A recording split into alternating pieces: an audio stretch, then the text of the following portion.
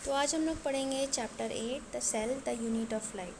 Cell के बारे में हम लोगों को पता है कि जितने भी ऑर्गेनिज्म हैं वो सेल से मिलकर बने होते हैं, और जितने भी अगर सिंगल सेल से मिलकर बने हुए तो यूनिसेलुलर, अगर इससे ज़्यादा से मिलकर बने हुए हैं मोर देन वन सेल से बने हुए हैं तो वो मल्टीसेलुलर कहलाते हैं।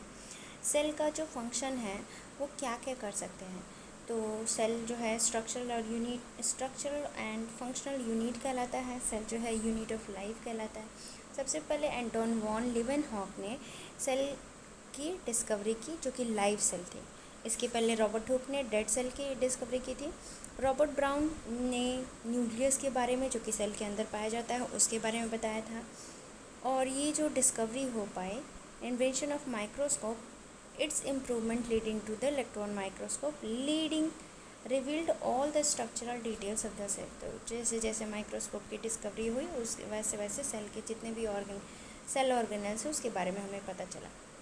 सेल थ्योरी क्या है? सेल थ्योरी जो है 1838 में मैथ्यू सेल्डन और थियोडर स्वान ने अलग अलग अपने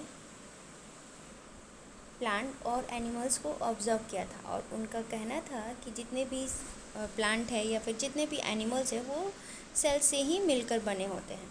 तो इसी के बेसिस पर सेल थ्योरी को कंक्लूड किया गया कि जितने भी सेल्स हैं वो सेल जो है यूनिक कैरेक्टर है प्लांट का और एनिमल का।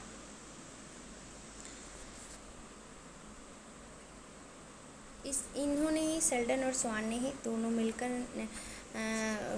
सेल थ्योरी को इन्होंने फॉर्मुलेट किया।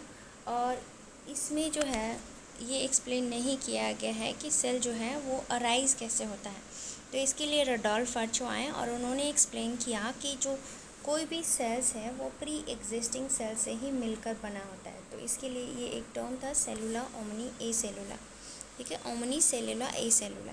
इसका मतलब ये हुआ कि cell arises from pre existing cells only. तो ओवरऑल कंक्लूड किया गया सेल थ्योरी में जितने भी लिविंग ऑर्गेनिज्म हैं वो सेल से मिलकर बने हुए हैं, और all cells arise from pre existing cells. तो इस तरह सेल थ्योरी कंक्लूड किया गया है, जिसका कि पहला पॉइंट है जितने भी ऑर्गेनिज्म हैं वो सेल से मिलकर बने होते हैं, और सेल जो है वो प्री एग्जिस्टिंग सेल से ही मिलकर बना होता है।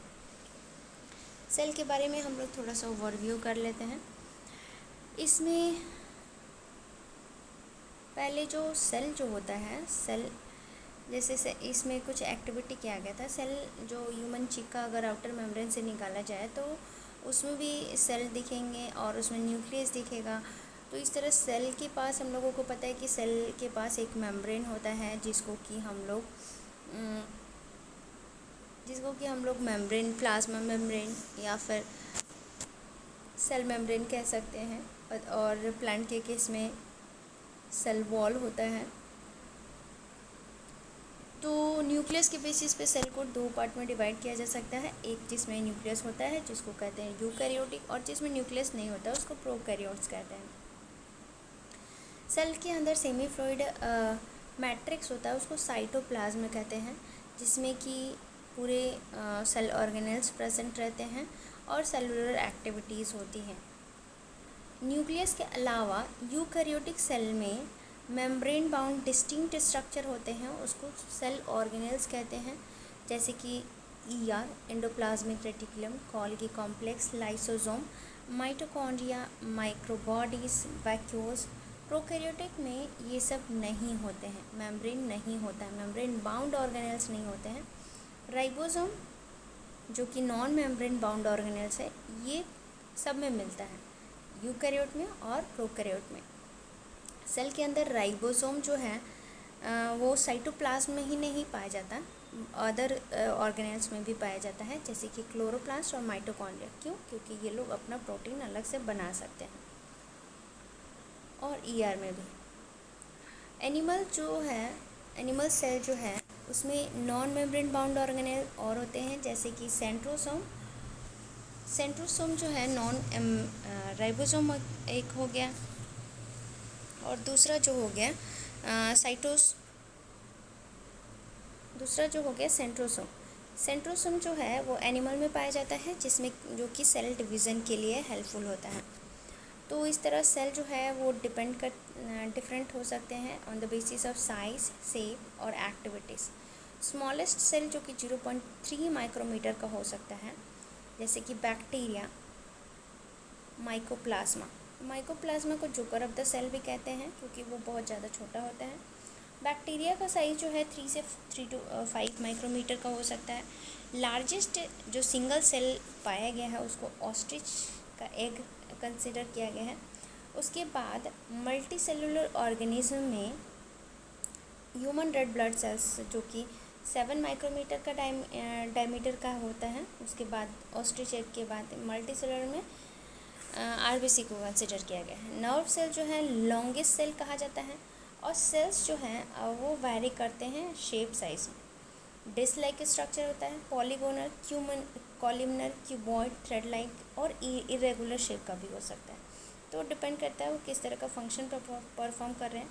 अभी हम लोग देख रहे हैं यहाँ पर इस तरह का ये डिफरेंट काइंड्स ऑफ सेल है, जो कि आरबीसी है राउंड एंड बाइकॉन्केव होता है। डब्ल्यूबीसी जो है वो एमीबॉइड शेप में होता है। कॉलमनर एपिथेलियम जो कि लॉन्ग और नैरो होता है। उसके बाद नर्व सेल हम लोग देख सकते हैं ब्रांच्ड एंड लॉन्ग होता है। ट्रैकियोड देख सकते हैं एलोंगेटेड, और मेसोफिल जो कि प्लांट में पाया जाता है वो राउंड एंड ओवल होते हैं। उसके बाद अब आते हैं प्रोकैरियोटिक सेल में। प्रोकैरियोटिक सेल क्या होता है? ये रिप्रेजेंट किया जाता है बैक्टीरिया के द्वारा और blue green algae, mycoplasma, PPLO, ये सारे जो हैं वो प्रोकैरियोट्स में आते हैं।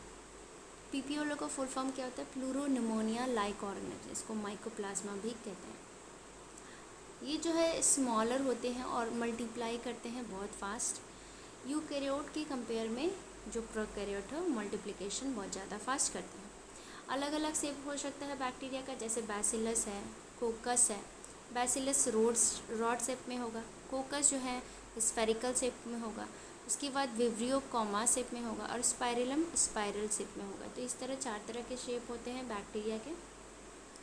ऑर्गेनाइजेशन प्रोकैरियोटिक सेल का सिमिलर होता है प्रोकैरियोट से, बैक्टीरिया का। अब आते हैं फ्लूइड मैट्रिक्स जो सेल में मिलता है उसको कहते हैं साइटोप्लाज्म। यहाँ पर कोई डिफाइंड न्यूक्लियस नहीं होता, जेनेटिक मटेरियल नेकेड हो सकता है, पूरी तरीके से डेवलप्ड न्यूक्लियर मेम्ब्रेन के द्वारा नहीं हो सकता है, इसीलिए इसको फॉल्स न्यूक्लियस कहते हैं। जेनोमिक जो डीएनए है सिंगल क्रोमोसोम हो सकता है और मेनी के पास यहाँ पर जैसे सिंगल क्रोमोसोम हो गया सर्कुलर डीएनए, और स्मॉलर जो होता है डीएनए उसको प्लाज्मिड कहते हैं। ठीक है, तो मतलब एक सर्कुलर डीएनए भी हो सकता है और प्लाज्मिड में आपको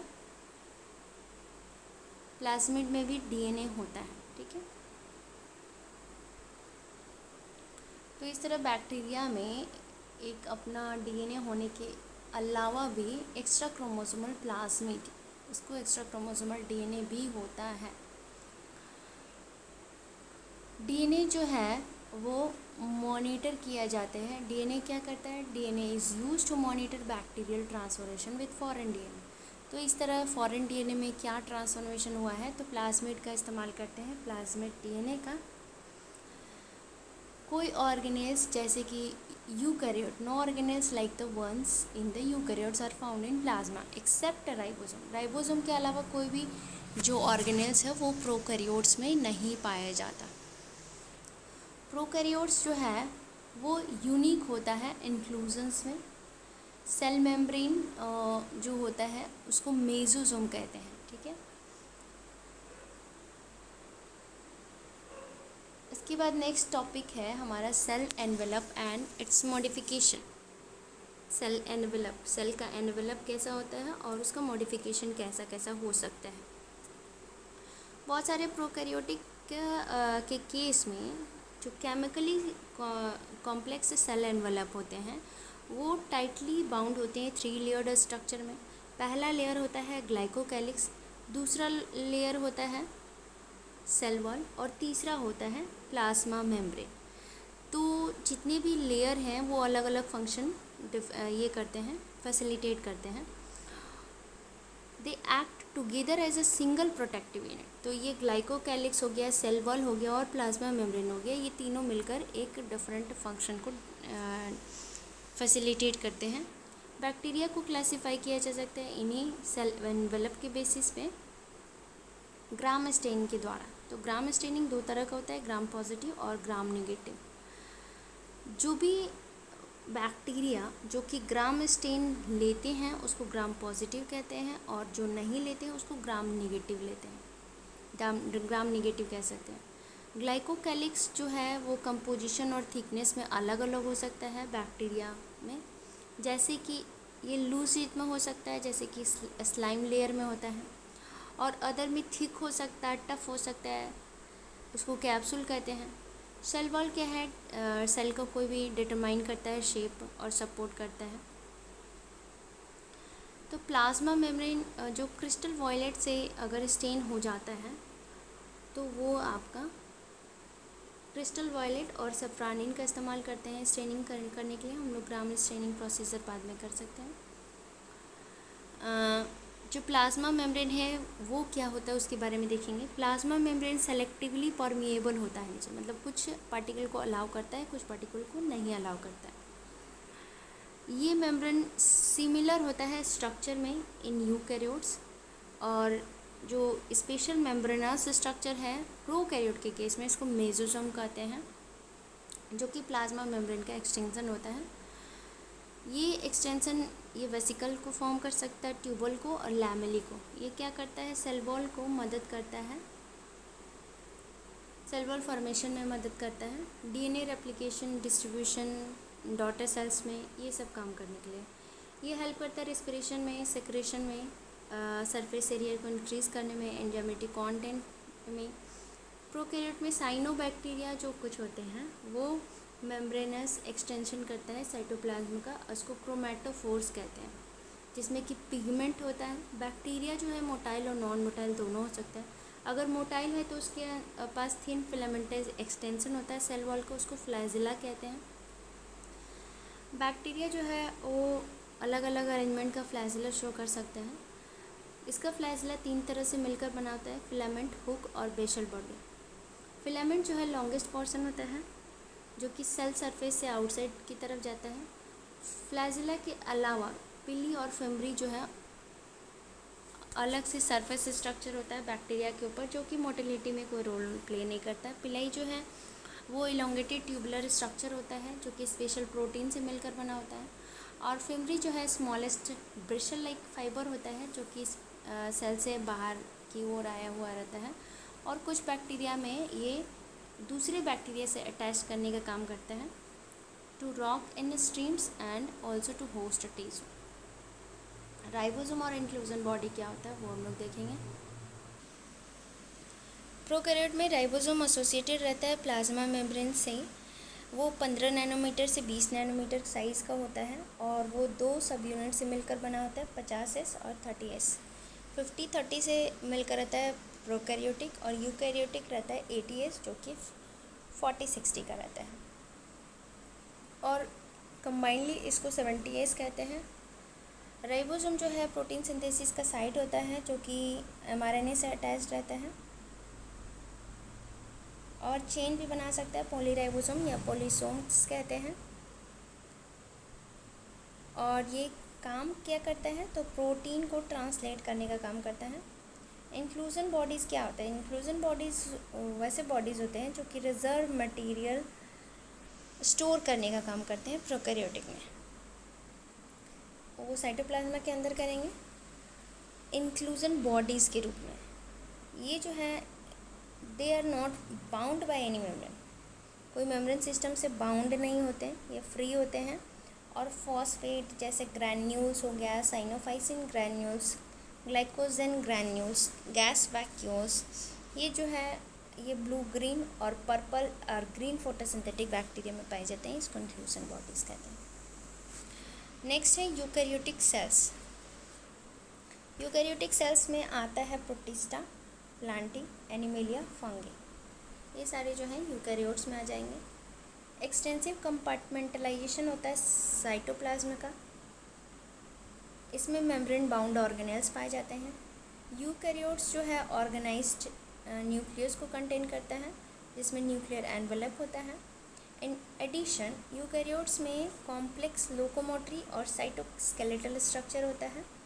जेनेटिक मटेरियल क्रोमोसोम में ऑर्गेनाइज रहता है। जितने भी यूकैरियोट्स है वो एक दूसरे से आइडेंटिकल नहीं होते, जैसे प्लांट और एनिमल सेल्स एक दूसरे से डिफरेंट है ऑब्वियस। प्लास्टिड प्लांट में होता है, सेल्वर प्लांट में होता है, लार्ज सेंट्रल वैक्यूल होते हैं प्लांट में, ये सब जो है एब्सेंट होते हैं एनिमल में। On the other hand animal जो है, एनिमल के पास सेंट्रियोल्स नहीं होता है,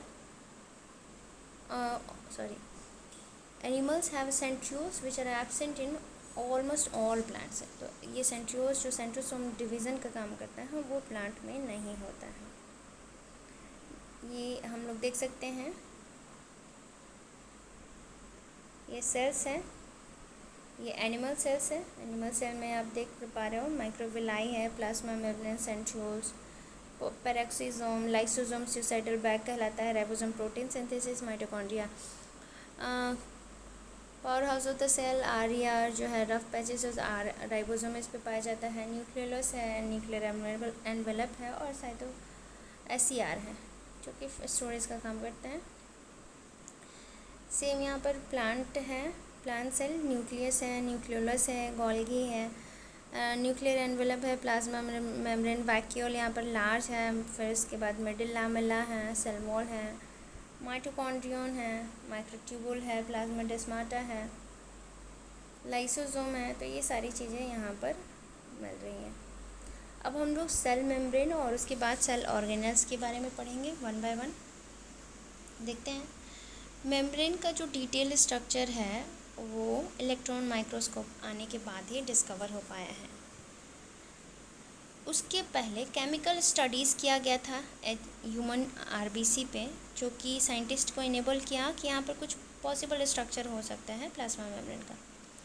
स्टडीज़ ने शो किया कि सेल मेम्ब्रेन जो है मेनली लिपिड और प्रोटीन से मिलकर बना होता है। मेजर लिपिड जो होता है फॉस्फोलिपिड होता है, जो कि अरेंज होता है बाइलेयर के फॉर्म में। लिपिड्स जो होते हैं वो मेम्ब्रेन के अंदर होते हैं, जिसमें कि पोलर हेड होता है आउटर साइड की ओर, और हाइड्रोफोबिक टेल्स होता है इनर पार्ट की ओर। ये इंश्योर करता है नॉन पोलर टेल जो है सैचुरेटेड हाइड्रोकार्बन का प्रोटेक्ट हो एक्वस एनवायरनमेंट से। इन एडिशन फॉस्फोलिपिड जो मेम्ब्रेन है उसमें कोलेस्ट्रॉल भी होता है। लेटर बायोकेमिकल इन्वेस्टिगेशन हुआ और इससे पता चला कि दैट सेल मेम्ब्रेन जो है उसमें प्रोटीन और कार्बोहाइड्रेट भी होता है। सेल मेम्ब्रेन में प्रोटीन और कार्बोहाइड्रेट। अभी हमने देखा कि सेल मेम्ब्रेन जो होता है वो लिपिड और प्रोटीन का मिलकर बना होता है। तो अभी उस लेटर स्टडीज से पता चला कि सेल मेम्ब्रेन में प्रोटीन भी होता है और कार्बोहाइड्रेट भी होते हैं। प्रोटीन तो पता ही है। तो जो प्रोटीन और लिपिड का रेशियो है वो वेरी करता है, डिपेंड करता है सेल टाइप क्या है। ह्यूमन बीइंग में मेम्ब्रेन जो एरिथ्रोसाइट का होता है उसमें 52% प्रोटीन है, 40% लिपिड होता है। डिपेंड करता है ease of extraction. Membrane protein can be classified integral peripheral. तो अब इंटीग्रल और पेरिफेरल प्रोटीन कैसा होता है? प्रोटीन भी दो तरह के, इंटीग्रल मिले और प्रोटीन मिले, पेरिफेरल मिले।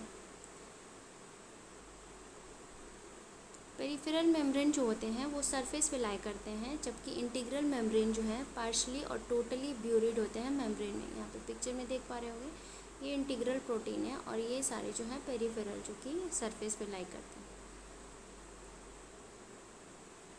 ये सारे जो है पेरिफेरल बाइलेयर है और ये प्रोटीन दिख रहा है सरफेस पे बाहर की ओर में। उसके अलावा शुगर भी है, यहाँ पर कार्बोहाइड्रेट के फॉर्म में दिख रहा है। नेक्स्ट हम लोग देखेंगे कि फ्लूइड मोज़ेक मॉडल कैसे आया।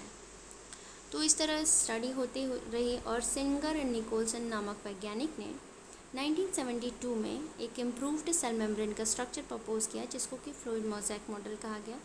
ये क्वैसी फ्लूइड नेचर का लिपिड था, जो कि लेटरल मूवमेंट प्रोटीन का हो रहा था वहाँ पे। ओवरऑल बाइलेयर था, और यहाँ पर this ability to move within the membrane is measured as its fluidity. तो इस तरह देखा गया है कि प्रोटीन जो है मूवमेंट हो रहा है। फ्लूइड नेचर जो मेम्ब्रेन का होता है वो बहुत इंपॉर्टेंट व्यू है फंक्शन लाइक सेल ग्रोथ के लिए, इंटरसेलुलर जंक्शन को फॉर्मेशन के लिए, सिक्रेशन के लिए, और साइटोसिस प्लस सेल डिवीज़न के लिए। सबसे ज़्यादा इम्पॉर्टेंट पॉइंट है प्लाज्मा मेम्ब्रेन का कि ये मॉलिक्यूल्स को ट्रांसपोर्ट करता है, और ये सेलेक्टिवली परमेएबल है। सेलेक्टिवली परमेएबल मतलब क्या होता है? मतलब कुछ ही मटेरियल को, मॉलिक्यूल्स को जाने देता है आउटसाइड और इनसाइड। अगर बिना एनर्जी के अगर कोई मॉलिक्यूल ट्रांसपोर्ट हो रहे हैं तो उसको पैसिव ट्रांसपोर्ट करेंगे, विद एनर्जी हो रहे हैं तो उसको एक्टिव ट्रांसपोर्ट करेंगे। और ट्रांसपोर्ट जो मॉलिक्यूल्स का होता है उसमें higher concentration to lower concentration अगर मूवमेंट हो रहा है तो इस प्रोसेस को ऑस्मोसिस कहेंगे। और ये जो वाटर का मूवमेंट हो रहा है तो ऑस्मोसिस, गैसेस मॉलिक्यूल्स के हो रहे हैं तो डिफ्यूज़न। यही अंतर है ऑस्मोसिस और डिफ्यूज़न में। हमेशा एक्टिव ट्रांसपोर्ट क्या है कि फॉर एग्जांपल एक्टिव ट्रांसपोर्ट का एग्जांपल सोडियम और पोटेशियम पंप होता है, जिसमें कि एटीपी का इस्तेमाल होता है। एटीपी का इस्तेमाल हो रहा है तो एक्टिव ट्रांसपोर्ट है। मूव करते हैं सेल वॉल की ओर। सेल वॉल क्या है? एक नॉन लिविंग रिजिड स्ट्रक्चर है जो कि आउटर कवरिंग प्लाज्मा मेम्ब्रेन के बाहर पाया जाता है फंगी और प्लांट्स में। तो सेल वॉल जो है फंगी में काइटिन का बना होता है और प्लांट में सेलुलोज का बना होता है। सेल वॉल शेप देने के लिए, प्रोटेक्ट करने के लिए, मैकेनिकल डैमेज से और इन्फेक्शन से प्रोटेक्शन के लिए, plus cell to cell interaction के लिए, बैरियर, अनडिज़ायरेबल मैक्रोमोलिक्यूल्स के लिए, ये सारे जो रोल हैं वो सेल मेम्ब्रेन के लिए हैं। एल्गी के पास भी सेल वॉल होता है जो कि cellulose, galactans, mannans, minerals like calcium carbonate, ये सब का बना होता है। प्लांट्स में सेलुलोज, हेमिसेलुलोज, पैक्टीन्स, प्रोटीन्स, ये सब का मिलकर बना होता है। जो यंग प्लांट का सेल वॉल जो होता है उसमें प्राइमरी वॉल जो होता है वो ग्रोथ के लिए रिस्पॉन्सिबल होते हैं, जो कि धीरे धीरे डेमिनाइज हो जाते हैं, मतलब वो रिड्यूस हो जाते हैं और मैच्योर होकर सेकेंडरी वॉल बनते हैं inner side of the cell में। उसके बीच में, प्राइमरी और सेकेंडरी के बीच में मिडिल लैमेला होता है जो कि कैल्शियम पैक्टेट का होता है। ये वेरी वेरी इंपॉर्टेंट है, जो कि दोनों को ग्लू की तरह होल्ड करता है। और सेल वॉल और मिडिल लैमेला जो है वो ट्रांसवर्स्ड हो सकते हैं प्लाज्मोडेस्माटा के द्वारा, जो कि साइटोप्लाज्म को कनेक्ट करते हैं नेबरिंग सेल से। अब देखते हैं एंडोमेम्ब्रेन सिस्टम क्या होता है। एंडोमेम्ब्रेन सिस्टम जो है वो एक तरह का मेम्ब्रेनस ऑर्गेनल जो कि डिस्टिंक्ट टर्म में इस्तेमाल किया गया है। इसमें बहुत सारे सेल ऑर्गेनल कंसीडर किए जाएंगे, जैसे कि endoplasmic reticulum, Golgi complex, lysosome, vacuoles, mitochondria, chloroplast, peroxisome, ये सब कंसीडर नहीं है। मतलब सॉरी, ये जो माइटोकॉन्ड्रिया, क्लोरोप्लास्ट और पेरोक्सिसोम जो हैं ये कोऑर्डिनेटेड नहीं है, इसीलिए इसको एंडोमेम्ब्रेन सिस्टम का पार्ट नहीं कंसीडर किया जाएगा। तो सबसे पहले एंडोमेम्ब्रेन पार्ट किसको कंसीडर किया जाता है? तो इसमें आते हैं ER, Golgi, lysosome, very very important, और वैक्यूल। यहाँ पर मेम्ब्रेन सिस्टम देख सकते हैं हम लोग। ये न्यूक्लियस है, न्यूक्लियर पोर है, उसके बाद ईआर अटैच रहता है न्यूक्लियस के द्वारा, उसके बाद आगे आएंगे Golgi and then lysosome. ER का फंक्शन देखते हैं। ईआर क्या होता है? ईआर स्टैंड करता है किसके लिए? एंडोप्लाज्मिक रेटिकुलम के लिए। ये माइक्रोस्कोपिक स्टडीज़ के द्वारा यूकैरियोटिक में रिवील किया गया था, जो कि एक नेटवर्क होता है और रेटिकुलम होता है टाइनी ट्यूबुलर स्ट्रक्चर का, वो साइटोप्लाज्म में स्कैटर्ड होता है, इसीलिए इसको ईआर कहते हैं। ईआर जो है इंट्रासेलुलर स्पेस को दो पार्ट में डिवाइड करता है, एक ल्यूमिनल इनसाइड ईआर जो कि कहलाता है, और एक एक्स्ट्रा ल्यूमिनल जो कि साइटोप्लाज्म कंपार्टमेंट का पार्ट है। ईआर जो है राइबोसोम में जनरली ईआर से राइबोसोम अटैच्ड होते हैं, आउटर सरफेस में, इसलिए ईआर में जो राइबोसोम होता है इसलिए इसको रफ एंडोप्लाज्मिक रेटिकुलम कहते हैं, और अगर राइबोसोम नहीं है तो स्मूथ एंडोप्लाज्मिक रेटिकुलम। आर्यर जो है वो सेल आर्यर में को ऑब्जर्व किया गया है प्रोटीन सिंथेसिस के लिए, क्योंकि वहाँ पर ऑब्वियस राइबोसोम है, इसीलिए वो एक्सटेंसिव और कंटिन्यूअस होते हैं आउटर मेम्ब्रेन के थ्रू न्यूक्लियस के बाहर। एसईआर क्या करता है? एसईआर जो है मेजर साइट है for the synthesis of lipid. यहाँ पर लिपिड का सिंथेसिस होता है। एनिमल में lipid like steroid hormone synthesize होता है एसईआर के द्वारा। आते हैं गोल्गी कॉम्प्लेक्स पे। गोल्गी कॉम्प्लेक्स जो है फर्स्ट ऑब्जर्व किया गया है कैमिलो गोल्गी के द्वारा 1898 में, जो कि एक स्टेन्ड रेटिकुलर स्ट्रक्चर होता है न्यूक्लियस के नज़दीक में। इसको बाद में गोल्गी बॉडीज़ नाम दे दिया गया, जिसमें कि बहुत सारे फ्लैट और disk shaped sac like structure होता है। सिस्टर्नी होता है जो कि 0.5 to 1.0 माइक्रोमीटर डायमीटर का होता है। ये पैरेलल होते हैं एक दूसरे से। यहाँ पर जैसे कि आप देख रहे हो ये स्टैक लाइक स्ट्रक्चर है जो कि एक दूसरे से पैरेलल है। गोल्गी में सिस्टर्नी अरेंज होता है नियर न्यूक्लियस, और डिस्टिंक्ट कॉन्वेक्स ये जो नियर न्यूक्लियस वो सिस फेस कहलाता है, और आउटसाइड ऑफ द न्यूक्लियस ये ट्रांस फेस कहलाता है। सिस जो होता है वो कॉन्वेक्स स्ट्रक्चर शो करता है, और ट्रांस जो है कॉन्केव स्ट्रक्चर शो करता है। तो यहाँ पर कॉन्वेक्स हो गया और यहाँ पर कॉन्केव हो गया। नेक्स्ट, सिस और ट्रांस फेजेस जो ऑर्गेनेल्स का वो डिफरेंट होते हैं और इंटरकनेक्टेड होते हैं। गोल्गी एपरेटस क्या रोल करता है? मेन इसका रोल है पैकेजिंग मटेरियल का। ये डिलीवर करता है आइदर इंट्रा सेलुलर टारगेट होता है या फिर extra cellular outside of the cell करता है। मटेरियल को पैक किया जाता है in the form of vesicles.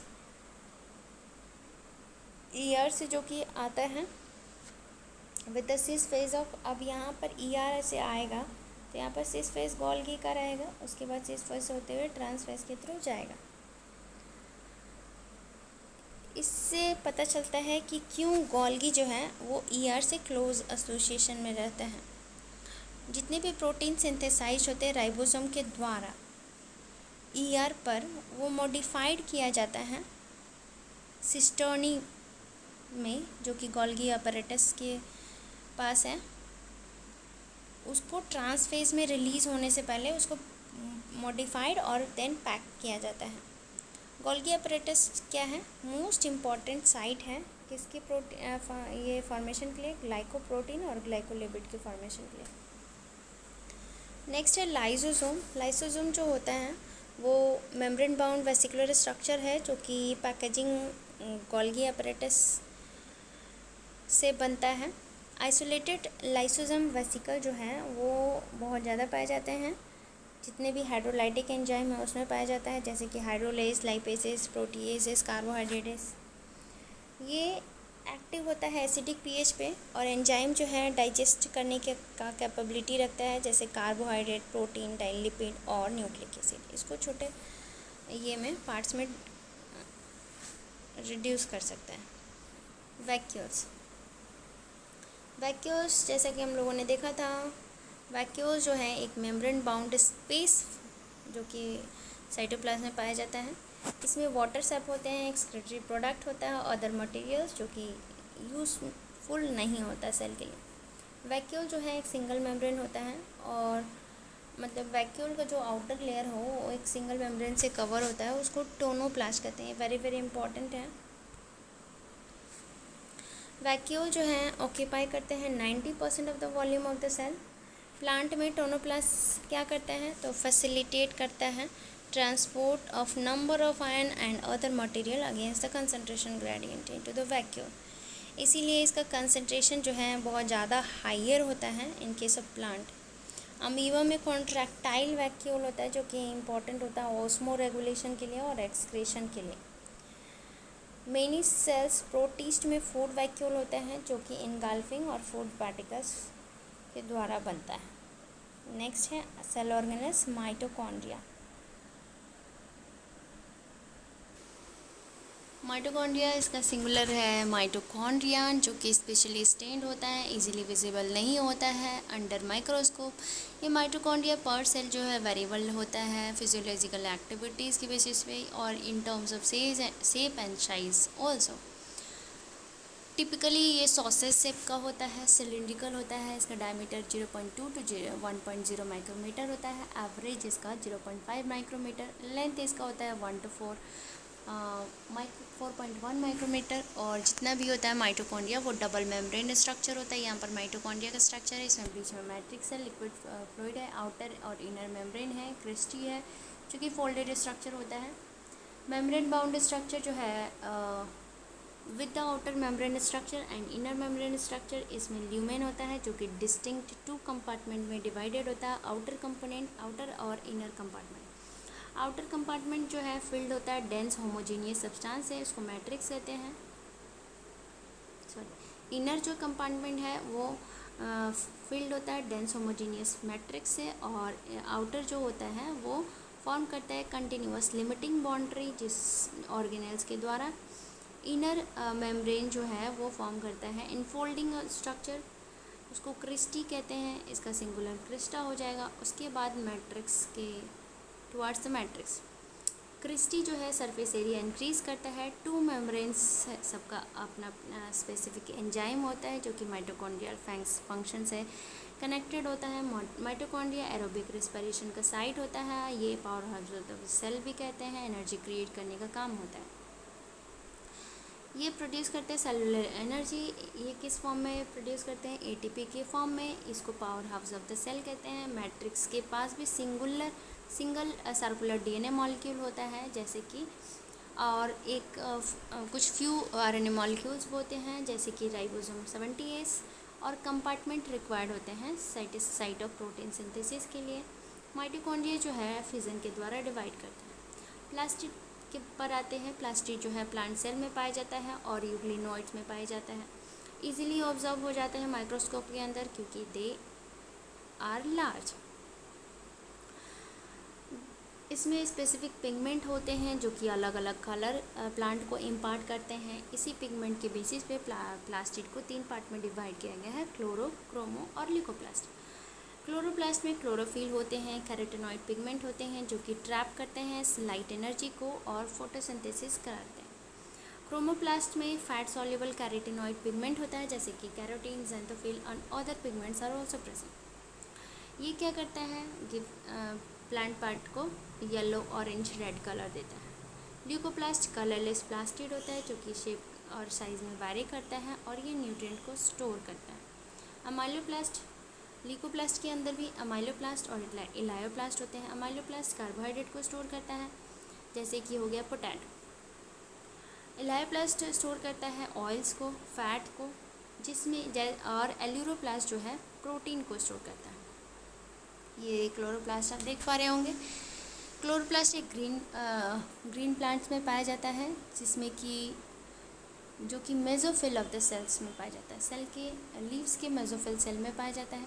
ये लेंथ शेप्ड होते हैं, ओवल होते हैं, स्फेरिकल होते हैं, डिस्कॉइड होते हैं, रिबन लाइक होते हैं और ये 5 से 10 माइक्रोमीटर लेंथ में, और विड्थ जो होता है 2 to 4 माइक्रोमीटर होता है। नंबर वैरी करता है जैसे कि एक होता है per cell of the Chlamydomonas, green algae में 20 से 40 हो जाते हैं per cell in mesophyll.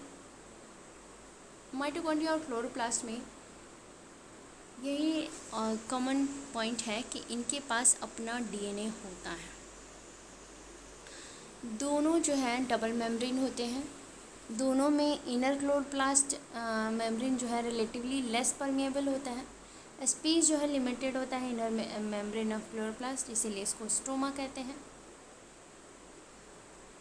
Number of organized flattened membrane sac को थैलेकॉइड कहते हैं। ये साइक्लिक स्ट्रक्चर है इस तरह का, ये थैलेकॉइड कहलाता है। और थैलेकॉइड जो है स्टैक्स में अरेंज होता है इसलिए इसको कहते हैं ग्रैनम सिंगुलर है। यहाँ पर फ्लैट मेम्ब्रेन स्ट्रक्चर भी होता है, ट्यूबल्स लाइक उसको कहते हैं स्टोमा लैमेली, जो कि कनेक्ट करता है थाइलाकॉइड को। मेम्ब्रेन थाइलाकॉइड का इनक्लोज होता है, इसमें स्पेस होते हैं, ल्यूमन कहलाते हैं। स्टोमा ऑफ क्लोरोप्लास्ट एंजाइम भी रिक्वायर करता है, जिससे कि कार्बोहाइड्रेट प्रोटीन का सिंथेसिस भी हो जाता है। It also contain small double standard circular DNA, मतलब अपना डीएनए और राइबोसोम भी होता है। क्लोरोफिल पिगमेंट प्रेजेंट होता है थाइलाकॉइड में। राइबोसोम जो होते हैं क्लोरोप्लास्ट का 70S होता है, और लेकिन इसका जो साइटोप्लाज्मिक राइबोसोम जो होता है वो 80S होता है। अब आते हैं राइबोसोम पर। राइबोसोम क्या है? ग्रैनुलर स्ट्रक्चर है, फर्स्ट ऑब्जर्व किया गया है इलेक्ट्रॉन माइक्रोस्कोप के द्वारा बाय पैलेडे। ये राइबोसोम जो है वो कंपोज ऑफ राइबोन्यूक्लिक एसिड और प्रोटीन। ये सराउंडेड नहीं होते हैं किसी मेम्ब्रेन से, नॉन मेम्ब्रेन स्ट्रक्चर होते हैं। यूकैरियोट्स में 80S होता है, प्रोकैरियोट्स में 70S होता है। ईच राइबोसोम हैज़ 2 सब यूनिट, लार्जर और स्मॉलर होते हैं। 80S में लार्जर 60S और स्मॉलर 40S होता है। उसी तरह 70S में 50 लार्जर और 30S स्मॉलर होता है। एस जो है स्वेडवर्ग यूनिट के लिए स्टैंड करता है, जो कि सेडिमेंटेशन कोफिशिएंट को दिखाता है।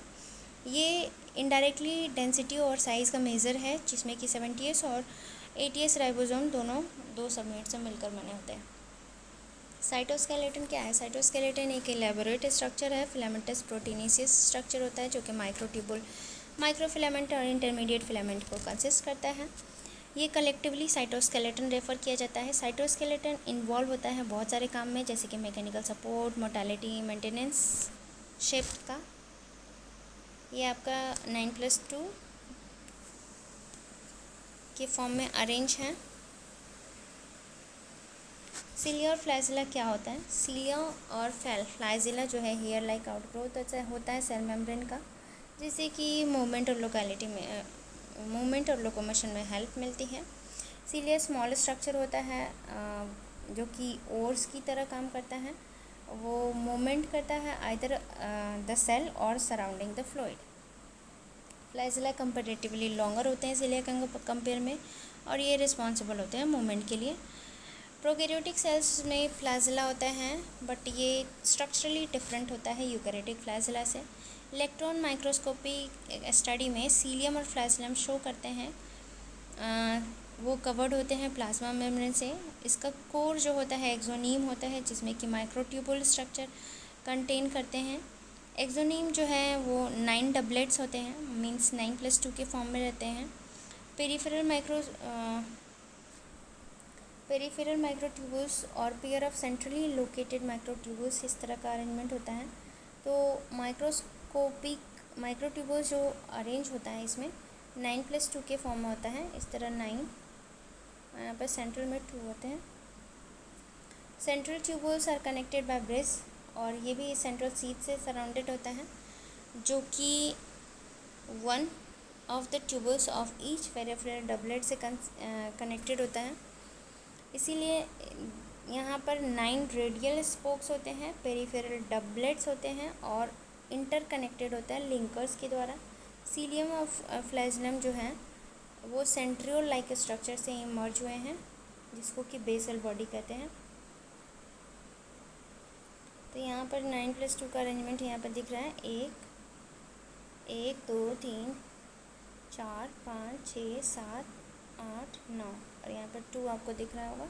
तो इस तरह माइक्रोट्यूबुल्स का अरेंजमेंट होता है। आते हैं सेंट्रोसोम और सेंट्रियोल्स में। सेंट्रोसोम क्या है? एक ऑर्गेनेल है जो कि कंसिस्ट करता है 2 सिलेंड्रिकल स्ट्रक्चर, जिसको कहते हैं सेंट्रियोल्स। सेंट्रियोल्स जो है अमोर्फस पेरीसेंट्रोलर मटेरियल से सराउंडेड होता है। सेंट्रियोल्स जो है सेंट्रोसोम में लाई करता है परपेंडिकुलर एक दूसरे से। कार्डविल का स्ट्रक्चर शो करता है, और ये 9 इवनली स्पेस्ड पेरिफेरल फाइब्रिल से अरेंज होता है, 9+0, और ट्रिपलेट के फॉर्म में होता है। Each of the peripheral fibril is a triplet. Adjacent triplet are also linked, मतलब एडजेसेंट एक दूसरे से लिंक रहते हैं। सेंट्रल पार्ट प्रॉक्सिमल रीजन का सेंट्रियोल, ये भी प्रोटीनेसिस होता है, इसको हब कहते हैं, जो कि कनेक्ट होता है पेरिफेरल ट्रिपलेट से रेडियल स्पोक के द्वारा। प्रोटीन का बना होता है। सेंट्रियोल्स के पास बेसल बॉडी और सीलिया और फ्लैजिला होते हैं। बेसल बॉडी सीलिया का होता है या फ्लैजिला का होता है। स्पाइंडल फाइबर जो होते हैं वो स्पाइंडल apparatus देते हैं सेल डिवीज़न के द्वारा एनिमल में। न्यूक्लियस क्या है? न्यूक्लियस फर्स्ट टाइम ऑब्जर्व किया गया है रॉबर्ट ब्राउन के द्वारा 1831 में। लेटर न्यूक्लियस मटेरियल्स स्टेंड किया गया बेसिक डाई के द्वारा, जिसमें कि क्रोमैटिन दिखा गया। क्रोमैटिन का पता चला बाय फ्लेमिंग। इंटरफेस न्यूक्लियस जो है वो nucleus of the cell when it's not dividing has highly extended elaborate nucleoprotein fibre call chromatin. तो इस तरह न्यूक्लियोप्रोटीन फाइबर को क्रोमैटिन फाइबर कहा गया। और न्यूक्लियर मैट्रिक्स होता है जो कि फ्लूइड लाइक स्ट्रक्चर हो गया। वन और मोर स्फेरिकल बॉडीज, इसको न्यूक्लियाई कहेंगे। Electron microscopy has revealed that the nuclear envelope which consists of two parallel membrane with a space between called perinuclear space forms a barrier between the material present inside the nucleus। तो इस तरह ये जो है nuclear है, यहाँ पर देख रहा होगा, यहाँ पर न्यूक्लियस है, इसके अंदर न्यूक्लियोलस पाया जा रहा है। न्यूक्लियर पोर के द्वारा कुछ भी अगर इन और आउट हो जाता है, न्यूक्लियस के अंदर फ्लूइड पाए जाने वाला जो है न्यूक्लियोप्लाज्म कहलाता है।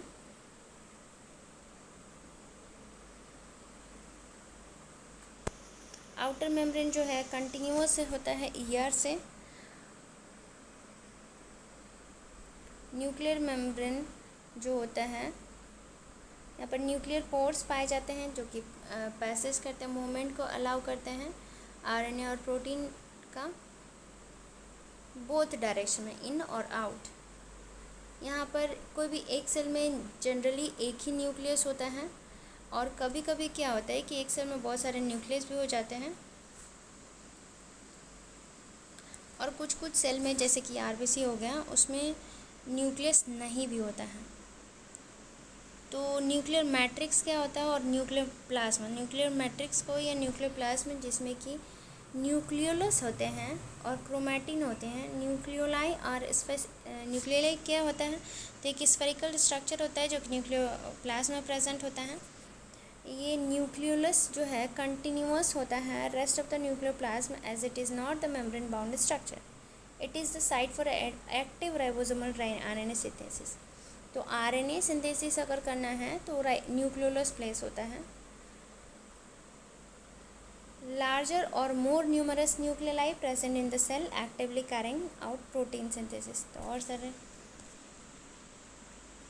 क्रोमोसोम क्या होता है? क्रोमोसोम जो होता है वो थ्रेड लाइक स्ट्रक्चर होता है जो कि सेल डिवीज़न के लिए रिस्पॉन्सिबल होता है। और ये pair of 23 pair in human में पाए जाते हैं।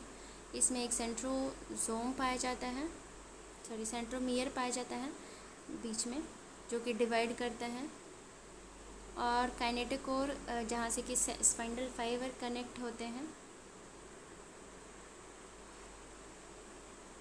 प्राइमरी कंस्ट्रक्शन ही हमारा सेंट्रोमियर कहलाता है, जिसमें कि काइनेटोकोर्स प्रेजेंट होते हैं। सेंट्रोमियर क्या करता है, दो क्रोमैटिड को एक साथ होल्ड करता है, और सेंट्रोमियर की पोजीशन पे क्रोमोसोम को 4 पार्ट में डिवाइड किया कर सकते हैं। एक है मेटासेंट्रिक, उसके बाद submetacentric, acrocentric and then telocentric. यहाँ पर मेटासेंट्रिक अगर बीच में रहा तो metacentric, near by the outer surface तो ये आपका सब मेटासेंट्रिक। एंड देन बहुत ज़्यादा नियर अगर टेल के रहा तो एक्रोसेंट्रिक, और टेल पे रहा तो आपका टेलोसेंट्रिक। तो ये based on the position of centromeres divide किया गया क्रोमोसोम को। कुछ क्रोमोसोम जो होते हैं उसमें नॉन स्टेनिंग सेकेंडरी कंस्ट्रक्शन होता है, वहीं कुछ फ्रेगमेंट प्रेजेंट होते हैं, उसको सैटेलाइट कह लेते हैं। माइक्रो बॉडीज़ क्या होता है, मेम्ब्रेन बाउंड माइन्यूट वेसिकल्स को माइक्रो बॉडीज़ कहते हैं, जिसमें कि बहुत सारे एंजाइम्स होते हैं, और ये प्रेजेंट होते हैं बोथ एनिमल और प्लांट बॉडीज़ में। तो इस तरह आपका ये चैप्टर कंप्लीट हुआ। यहाँ पर मेटासेंट्रिक है, क्रोमोसोम जो है मिडिल में है। क्रोमोसोम में सेंट्रोमियर मिडिल पोर्शन में है, जिसमें कि 2 इक्वल आर्म डिवाइड हो रहा है क्रोमोसोम का। सब मेटासेंट्रिक क्रोमोसोम जो है slightly away from the middle chromosome, middle position से थोड़ा सा अवे होता है। और यहाँ पर close to end of the forming one, end of the arm अगर क्लोज टू एंड रहेगा तो एक्रो, और अगर नियर बाय टर्मिनल पोजीशन पे रहा तो टेलोसेंट्रिक। तो इस तरह 4 तरह के क्रोमोसोम हो गए based on position of centromere. ये this was all about your cell and the unit cell, the unit of life. मिलते हैं नेक्स्ट वीडियो में। Thank you. अभी तक हम लोगों ने कंप्लीट कर लिया है 8 chapter, cell the unit of life.